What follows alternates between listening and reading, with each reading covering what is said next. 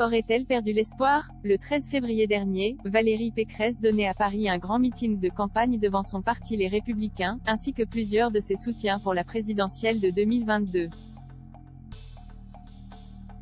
Un discours qui n'a pas convaincu tout le monde, la candidate ayant été épinglée pour l'emploi de certaines expressions issues de la rhétorique de l'extrême droite telles que français de papier, zone de non-France ou encore grand remplacement. Et si certains s'inquiètent de ne pas le reconnaître, comme Jean-Yves Le Drian, d'autres se frottent les mains pour l'après, comme Laurent Wauquiez.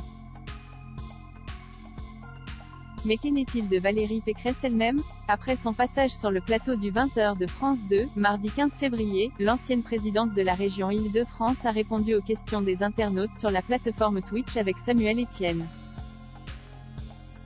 Et sa réponse à une question sème le doute sur ses espoirs d'être élue présidente de la République. Alors qu'elle évoquait sa cinéphilie, elle s'est dépeinte comme une cinévore absolue, redoutant toutefois de ne pas vraiment avoir le temps depuis plusieurs semaines de s'adonner à sa passion.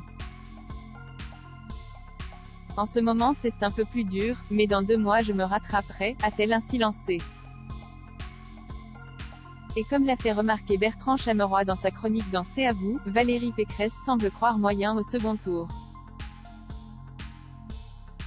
Valérie Pécresse s'accroche avec Anne-Sophie Lapix. Impossible de savoir si la candidate évoquait simplement la fin de sa campagne, ou si vraiment, après son meeting raté et son accrochage avec Anne-Sophie Lapix dans 20h22, elle a perdu espoir d'être au second tour, ou même, d'être élue présidente de la République.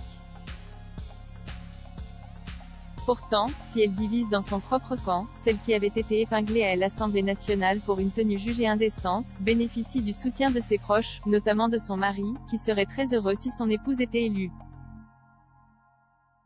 Et il s'est même dit prêt à supporter une grande part de la charge mentale du ménage.